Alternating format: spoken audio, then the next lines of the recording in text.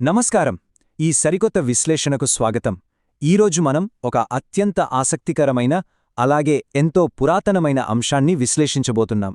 అదేమిటంటే మంగళవారానికి మరియు ఆంజనేయ స్వామి ఆరాధనకు మధ్య ఉన్న లోతైన సాంస్కృతిక అలాగే జ్యోతిష్యపరమైన సంబంధం. భారతదేశవ్యాప్తంగా కోట్లాది మంది భక్తులు హనుమంతుణ్ణి నిత్యం ఆరాధిస్తుంటారు. కాని సరిగ్గా మంగళవారం రోజున ఆ భక్తిభావం ఎందుకొక శిఖరాగ్రాన్ని చేరుకుంటుంది? దీని వెనుకున్న అసలు కారణాలేమిటో ఈరోజు మనం వివరంగా తెలుసుకుందాం. సరే, ఏమాత్రం ఆలస్యం చేయకుండా అసలు విషయంలోకి వెళ్ళిపోదాం. వారంలో 7 రోజులున్నాయి కదా, మరి ఈ ఒక్క నిర్దిష్టమైన రోజు మాత్రమే ఎందుకు అంత అపారమైన ఆధ్యాత్మిక ప్రాముఖ్యతను సంతరించుకుంది? ఇది కేవలం గుడ్డి నమ్మకమా, లేక దీని వెనుక ఏదైనా బలమైన తార్కికమైన కారణం ఉందా? మంగళవారానికి హనుమంతునికి మధ్య ఉన్న ఆ అంతర్గత సంబంధమేమిటి? ఈ ప్రశ్న సాధారణంగా మనందరి మదిలో మెదిలేదే. సరిగ్గా ఈ రహస్యాన్ని ఛేదించడానికే మనం ఈ విశ్లేషణ చేస్తున్నాం. మొదటి భాగం: జ్యోతిష్య మరియు పౌరాణిక మూలాలు. ఇక్కడ మనం గ్రహాల అమరికలు అలాగే మన ప్రాచీన ఇతిహాసాలు ఏం చెబుతున్నాయో చూద్దాం. మనం అడిగిన ప్రశ్నకు సమాధానం ఎక్కడో కాదు, పైనున్న ఆకాశంలోని గ్రహాల అమరికల్లోనూ మన ప్రాచీన ఇతిహాసాల పుటల్లోనూ స్పష్టంగా దొరుకుతుంది. ఇది ఎంత అద్భుతంగా వివరిస్తుందంటే, జ్యోతిష్య శాస్త్రం ప్రకారం మంగళవారాన్ని పాలించేది మంగళగ్రహం, అంటే అంగారకుడు లేదా మార్స్. అసలీ మంగళగ్రహం దేనికి ప్రతీక? అపారమైన బలం, ఎనలేని ధైర్యం, యుద్ధ నైపుణ్యం, ఇంకా ఎన్ని అడ్డంకులు ఎదురైనా వాటిని అవలీలగా ఛేదించుకుని వెళ్లే శక్తికి ప్రతీక. సరే, ఇప్పుడు దానికి సరిగ్గా సరిపోయే ఆంజనేయస్వామి లక్షణాలను ఒక్కసారి గమనిద్దాం. అచంచలమైన శక్తి, అజేయమైన ధైర్యం, స్వచ్ఛమైన సేవాభావం మరియు భక్తుల పాలిట ఆటంకాలను పారద్రోలే దైవం మన హనుమంతుడు. ఈ రెండు శక్తుల మధ్య ఉన్న ఈ అద్భుతమైన సారూప్యత వల్లనే మంగళగ్రహం పాలించే ఆ మంగళవారం నాడు హనుమంతుని పూజించడం అత్యంత పవిత్రమైనదిగా మారింది. కాస్మిక్ ఎనర్జీ మరియు దైవిక శక్తి ఎలా ఒక్కటయ్యాయో ఇక్కడ మనకు చాలా స్పష్టంగా అర్థమవుతోంది. కేవలం జ్యోతిష్యం మాత్రమే కాదు, మన రామాయణ ఘట్టాల కాలక్రమం కూడా ఈ సంబంధాన్ని ఎంతగానో బలపరుస్తోంది. ఇతిహాసాల ప్రకారం హనుమంతుడి జీవితంలోని అత్యంత కీలకమైన ఘట్టాలన్నీ మంగళవారంతోనే ముడిపడి ఉండటం మనం గమనించవచ్చు. మొదటిది స్వామివారి జననం. హనుమంతుడు చైత్రమాస పౌర్ణమి నాడు జన్మించాడని, ఆ రోజు సరిగ్గా మంగళవారమని ప్రగాఢ విశ్వాసం. ఇక రెండవది రామాయణంలోనే అతిపెద్ద మలుపు అనదగ్గ ఘట్టం: శ్రీరామ హనుమంతుల తొలి కలయిక. అరణ్యవాసంలో ఉన్న శ్రీరాముడిని కిష్కిందలో హనుమంతుడు కలుసుకున్న ఆ చారిత్రాత్మక రోజు కూడా ఒక మంగళవారమే.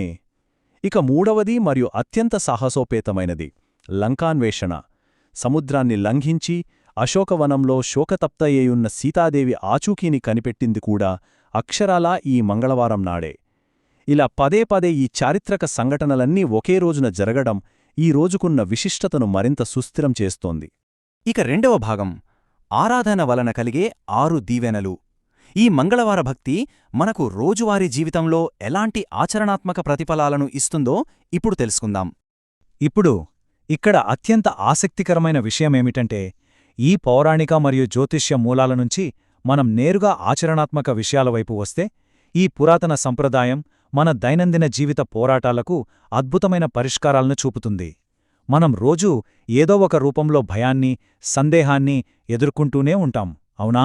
కాని ఆంజనేయ ఆరాధన మనకు మానసిక బలాన్ని, అచంచలమైన ధైర్యాన్ని ఇస్తుంది. అలాగే శత్రుభయం, నెగటివ్ ఎనర్జీ లేదా జాతకంలో మంగళదోషంలాంటివి ఉన్నప్పుడు ఈ పూజ అత్యున్నతమైన రక్షణ కవచంలా పనిచేస్తుందని ఒక ప్రగాఢమైన నమ్మకం. జీవితంలో వచ్చే ఎన్నో కష్టాలు, అడ్డంకులు స్వామి దయవల్ల తొలగిపోతాయి. అనారోగ్యంతో బాధపడేవారికి మెరుగైన ఆరోగ్యంతో పాటు దీర్ఘాయుష్షు లభిస్తుందని నమ్ముతారు. ఇక కెరియర్ లేదా వ్యాపారంలో ఏవైనా ఆటంకాలు లేదా స్తబ్దత ఉంటే అవి తొలగిపోయి మంచి పురోగతి, సఫలత సిద్ధిస్తాయి. చివరగా మనలో ఎప్పుడైనా ఆధ్యాత్మికత లోపించినప్పుడు రామభక్తి, సేవ మరియు వినయం వంటి ఉన్నత గుణాలు ఈ ఆరాధన ద్వారా పెంపొందుతాయి. ఇవి కేవలం నమ్మకాల మాత్రమే కాదు, మన మనసుకు ఎంతో ప్రశాంతతనిచ్చే దైవిక వరాలు. మూడవ భాగం: అర్థవంతమైన సంప్రదాయాలు మరియు ఆచారాలు. అసలు ఈ పవిత్రమైన రోజును ఎలా గౌరవించాలి అన్నది మనం గమనిద్దాం. ఒక్కసారి ఇటువైపు వద్దాం. ఈ ఆచారాలు ఒకదానికొకటి ఎలా ముడిపడి నిర్మితమవుతున్నాయో ఇక్కడ మనం స్పష్టంగా గమనించవచ్చు. ఇన్ని ఆశీర్వాదాలను పొందటానికి కొన్ని నిర్దిష్టమైన ఆచారాలను ఒక క్రమపద్ధతిలో భక్తులు పాటిస్తుంటారు. మొదటి దశలో పవిత్ర గ్రంథాల పఠనానికి అత్యంత ప్రాధాన్యత ఉంటుంది. ప్రపంచవ్యాప్తంగా ప్రసిద్ధి చెందిన హనుమాన్ చాలీసాను పఠించటం, అలాగే రామాయణంలో హనుమంతుని గొప్పతనాన్ని అద్భుతంగా వివరించే సుందరకాండను చదవటం ఇందులో చాలా ముఖ్యం. ఇక రెండవ దశలో స్వామివారికి ప్రీతికరమైన వస్తువులను సమర్పిస్తారు. తమలపాకులు, సింధూరం, వడలు మరియు కొబ్బరికాయను ఎంతో భక్తితో అర్పిస్తారు. ఈ సింధూర సమర్పణ అనేది సాక్షాత్తు హనుమంతుడికి శ్రీరాముని పట్ల ఉన్న అపారమైన భక్తిని సూచిస్తుంది.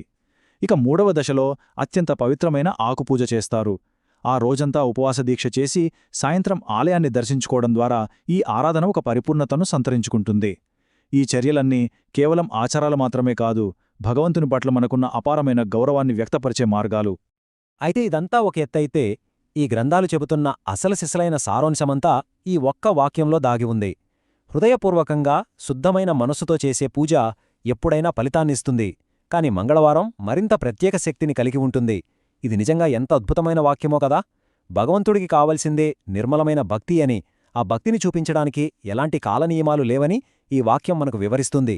అయితే అదే సమయంలో జ్యోతిష్యపరంగా, పౌరాణికంగా ఇంత విశిష్టత సంతరించుకున్న మంగళవారం నాడు ఆ భక్తిని వ్యక్తపరచడం వల్ల ఆ దైవిక శక్తి మనకు మరింత త్వరగా, మరింత బలంగా చేరువవుతుందని కూడా ఇది స్పష్టం చేస్తుంది. కాబట్టి ఇక్కడ అత్యంత కీలకమైన విషయం ఏమిటంటే, అసలు నిజమైన శక్తి ఎక్కడ దాగి ఉంది? గ్రహాల అనుకూలత వల్ల ఎంతో ప్రాధాన్యతను సంతరించుకున్న ఆ నిర్దిష్టమైన రోజులో ఉందా, లేక భగవంతుడి పట్ల ఎలాంటి స్వార్థం లేకుండా సమర్పించుకునే మనస్సులోని స్వచ్ఛతలో ఉందా? మనం బాహ్యంగా చేసే ఆచారాలు మన మనస్సును ఒక క్రమశిక్షణలో పెట్టి ఏకాగ్రతను పెంచడానికి అద్భుతంగా ఉపయోగపడతాయి. కానీ ఆ ఏకాగ్రతతో మనం వ్యక్తపరిచే మన అంతర్గత విశ్వాసమే అంతిమంగా మనకు ఫలితాన్ని ఇస్తుందని మనం స్పష్టంగా అర్థం చేసుకోవచ్చు. మన పురాతన సంప్రదాయం మరియు మన అంతర్గత విశ్వాసం, ఈ రెండింటి మధ్య ఉన్న ఈ అందమైన బంధం గురించి మనం ఖచ్చితంగా లోతుగా ఆలోచించాల్సిందే. ఈ అద్భుతమైన విశ్లేషణ మనందరికీ ఎన్నో కొత్త విషయాలను తెలిపిందని ఆశిస్తూ ముగిస్తున్నాను. జై శ్రీరామ్.